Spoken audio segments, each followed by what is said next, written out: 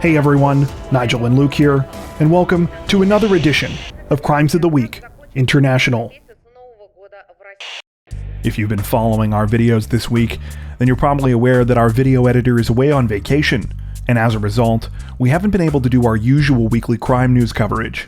However, since we didn't want to leave you all with nothing, we decided to try something a little bit different instead.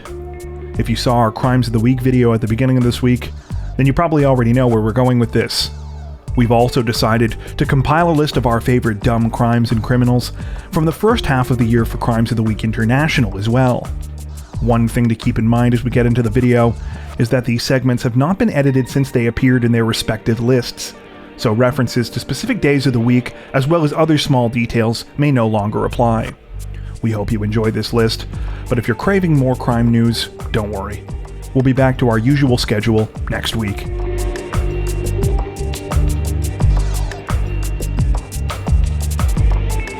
Police in the Indian state of Telangana say that they are currently searching for at least 15 people who were involved in an illegal rooster fighting event that left a man dead this past week.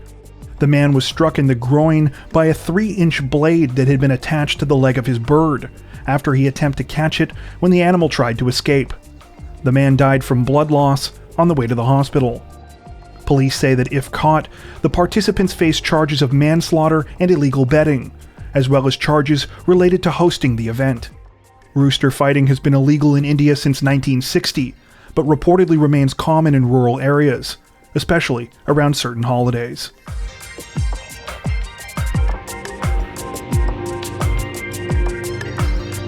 This week, police in the city of Birmingham announced that they had recently captured a wanted fugitive in the most unlikely of ways. According to reports, 36-year-old escaped convict Clint Butler was captured by police in early January after he made a trip to the Martineau shopping center during lockdown restrictions to buy a video game in the Call of Duty series. Butler's interaction with police was captured on body cameras when 2 officers approached him and a friend to inquire about why they were not at home, and saw them make an abrupt change of direction. Butler then kicked one of the officers in the groin before attempting to flee.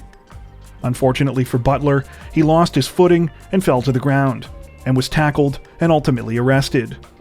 Following his arrest, Butler was returned to finish the 17-year extended sentence for armed robbery that he had been serving before he escaped in November of last year. He has since had 13 months added to his sentence for his prison break, as well as an additional 6 months for assaulting multiple officers during the incident in January.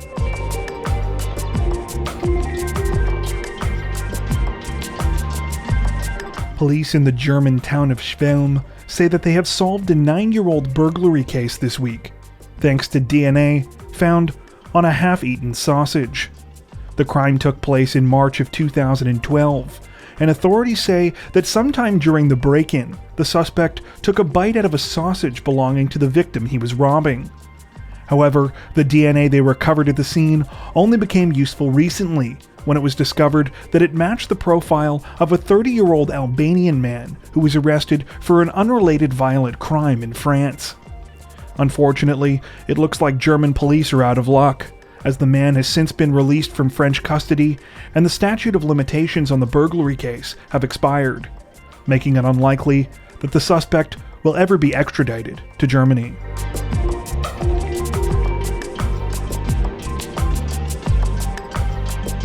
On Monday, a would-be burglar in the Mexican city of Morelia was quite literally caught when he got stuck between the bars in a metal grate while attempting to flee a crime scene. According to reports, the incident took place after the man had attempted to burglarize a home. He got his head trapped while trying to climb through a metal rooftop grating on the property, which had been constructed with the exact intention of protecting the property's open yard from intruders. The man remained stuck for more than 2.5 hours, until he was eventually freed by 3 police officers who used bolt cutters to slice through the bars, before promptly arresting him.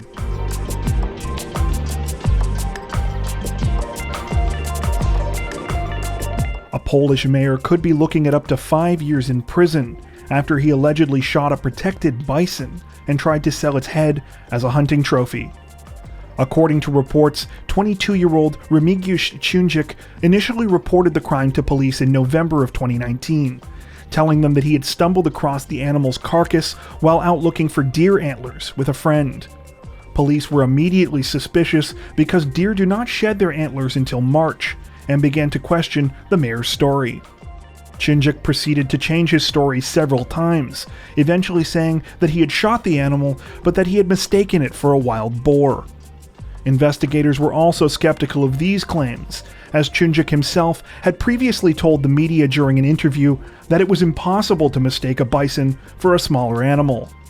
Instead, police believe the young mayor killed the animal intentionally, and only reported the crime after his attempts to sell the head as a prized hunting trophy proved unsuccessful. The case has caused significant public outrage, not only because bison are a protected species, but because this one in particular was known to the community. It had affectionately been nicknamed Spud because it enjoyed eating potatoes from the fields of nearby farms.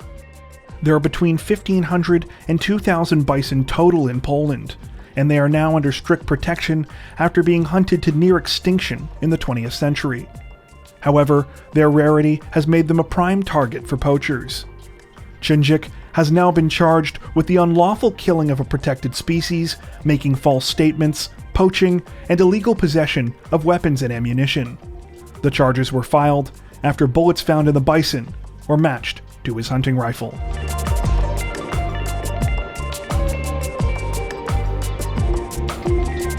Authorities in the Japanese city of Kobe say that a 29-year-old middle school teacher has been arrested following some troubling stalking behavior that included, among other things, stuffing fried chicken into his ex-girlfriend's mailbox. According to reports, Kengo Harada traveled roughly 45 minutes from his home in Osaka Prefecture to his former girlfriend's residence last weekend. At some point, he proceeded to stuff the Japanese fried chicken, known as karage, into the woman's mailbox, along with an assortment of plastic straws. The bizarre incident was uncovered around the same time that Harada was discovered hanging around in the parking lot of the woman's apartment complex, sometime between late Sunday night and early Monday morning. Security had previously been increased in the area after the woman had reported that someone, likely Harada, had vandalized her car in late March. Harada was arrested on suspicion of violating Japan's anti-stalking laws.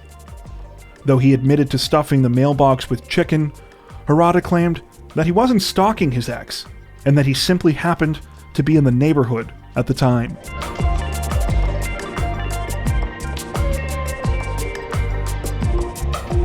This week, Norwegian media reported on a bizarre confrontation between a doctor and police officers that ultimately ended with the physician paying 2 separate fines. According to reports, the incident unfolded sometime near the end of January, when the doctor, a man in his 30s, was caught speeding in the Oslo neighborhood of Alnabru. At first, it seemed like just an ordinary traffic stop. The man was driving nearly 30 kilometers over the speed limit and was given a ticket. However, instead of going on his way and possibly fighting the traffic ticket in court on a different day, the man decided to follow the police officers so that he could give them a piece of his mind. The man tailed the police officers for approximately 15 kilometers before they realized they were being followed and pulled over.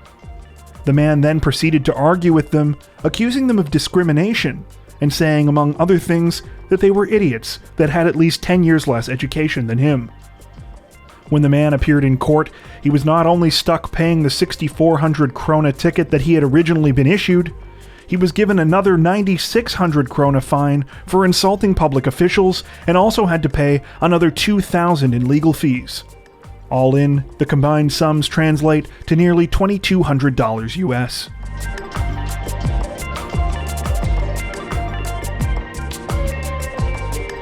A couple of would-be Australian carjackers were forced to run away empty-handed this week after they discovered they did not have the necessary skills to operate the vehicle they were attempting to steal. At approximately 3:30 a.m. on Tuesday morning, a man in the Melbourne suburb of Bentley was approached by 2 men while trying to park his car. One of the men, who was armed with a knife, threatened the vehicle owner, demanding his wallet and keys. The victim complied, However, upon entering the Hyundai i30, the carjackers realized it had a manual transmission. After failing to start the car, the thieves embarrassingly decided to flee on foot. Police say that they are still searching for the men and are encouraging anyone with information about the incident to contact Crime Stoppers.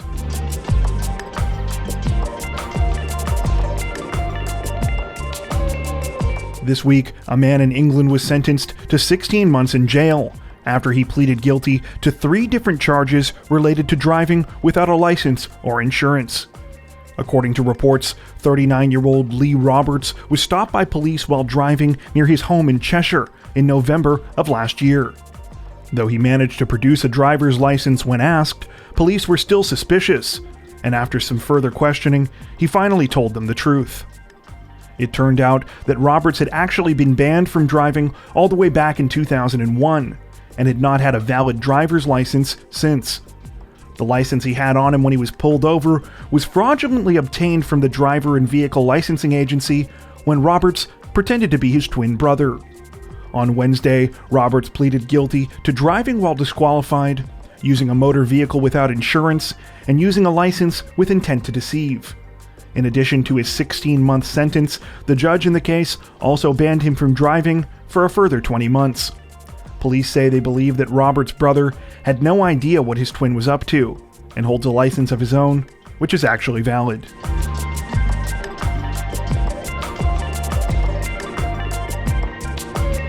Hong Kong police say that they have arrested one man and are searching for another after an embarrassing botched robbery attempt at a money-lending company earlier this week. The incident took place on Monday, when a 27-year-old unemployed man and his accomplice, who is believed to be in his 30s, showed up at the Shengshui branch of the money-lending firm known as Promise. After entering, the men demanded 200 million Hong Kong dollars, or roughly $26 million US, from employees. However, the men were quickly turned away after employees noticed the would-be robber's bizarre choice of weapon in the heist: a plastic water gun. According to reports, this was no convincing replica either. The toy was transparent blue and obviously made out of plastic. The men fled the store after employees declined to hand over the cash, and police were called. As if that weren't bad enough, the 27-year-old soon returned to the location, this time armed with a pen. He jumped the counter and threatened an employee with it, but police soon arrived and he was arrested. His toy gun was also taken by police. Though the man reportedly has no history of mental illness, police have said he might be sent to a hospital anyway for psychological evaluation. Thankfully, no one was hurt and nothing was stolen as a result of the strange crime.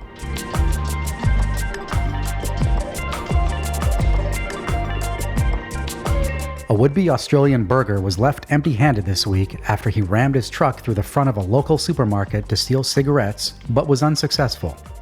The incident took place at approximately 2:30 a.m. last Saturday, when the unknown man showed up at a Foodworks location in the Gold Coast suburb of Burleigh Waters. He then proceeded to ram the bed of his pickup truck into the front of the store several times until he had smashed enough of the building to gain entry.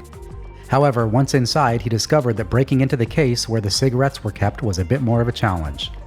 Though he made several attempts to crack it open, at one point resorting to using an axe, he couldn't quite figure it out and ended up fleeing in his truck. Despite the embarrassing nature of the crime, the would-be criminal managed to do at least one thing right and equipped his vehicle with fake license plates ahead of his burglary attempt. As a result, police are still on the lookout for the man and have asked for public assistance in helping to track him down.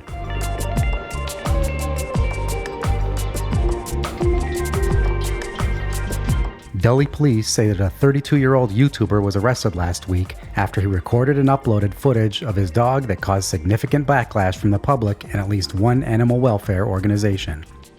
In the video, Gaurav Sharma, the man behind the YouTube channel Gaurav Zone, could be seen standing on top of a car holding his pet Pomeranian named Dollar. The animal, which had numerous large helium balloons attached to it, was then released by Sharma and caught by another person on the second-floor balcony of a nearby building. Sharma said the video was an attempt to see if he could make the dog fly. Police arrested Sharma for the stunt after being tipped off about his video by the animal rights organization People for Animals. Sharma has since taken the footage of his stunt down and released a follow-up apology video to his over 4 million subscribers. In his video, he claimed that he had taken, quote, all safety measures when doing the previous stunt, and that he loved his dog and treated it like a child. He also claimed that he had been influenced by other YouTubers he had seen doing similar stunts, but asked viewers not to follow his actions. None of the information we could find mentioned the potential penalties that Sharma could be facing over the incident, but it has been reported that he was released on bail following his arrest. Are there any other international crime stories from this year that you think should have made our list? Let us know in the comments section below. As always, if you enjoyed our video, don't forget to like and subscribe to Crime Zone for more true crime content like this, making sure to hit the notification bell to stay up to date with our latest releases. Thank you for watching, and we'll see you all next week when we're back to our usual schedule.